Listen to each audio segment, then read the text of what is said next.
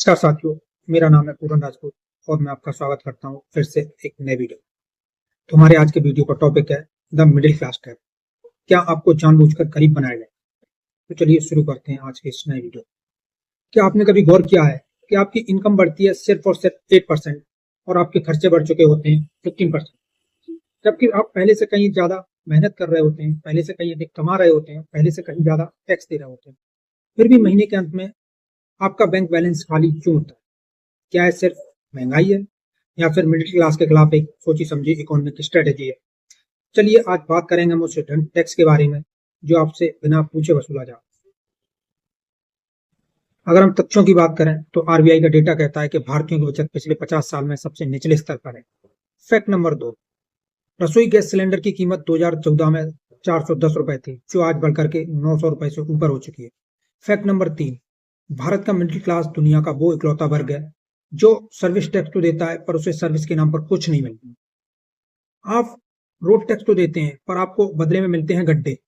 आप education cess देते हैं लेकिन आपको अपने बच्चों को प्राइवेट स्कूल्स में भेजना पड़ता है। आप पीछे स्क्रीन पर एक ग्राफ देख रहे होंगे। इसे इकोनॉमिक्स की भाषा में के शेप्ड रिकवरी कहते हैं, जिसका मतलब होता है किसी एक की इनकम का ऊपर की तरफ जाना और दूसरे की इनकम का नीचे की तरफ आना। महामारी के बाद शेयर बाजार और अमीरों की संपत्ति में रिकॉर्ड बढ़ोतरी हुई।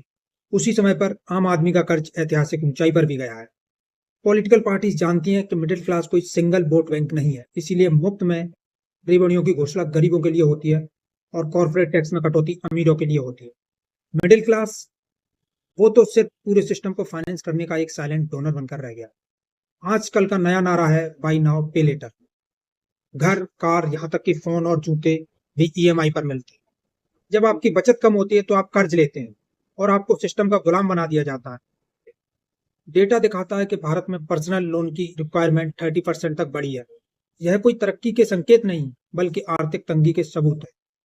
यहाँ सवाल किसी एक पार्टी का नहीं बल्कि पूरे सिस्टम का है।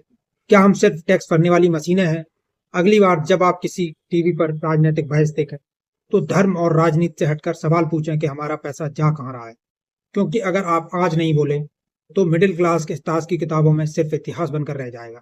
जय हिंद।